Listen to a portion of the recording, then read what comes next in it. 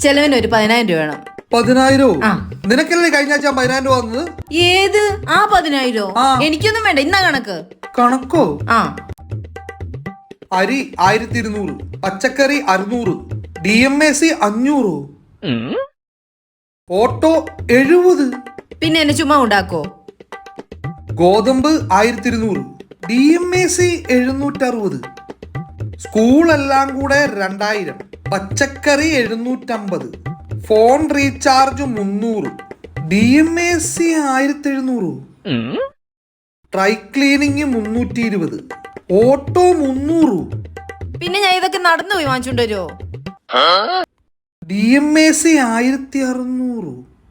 എന്നതാടി DMAC?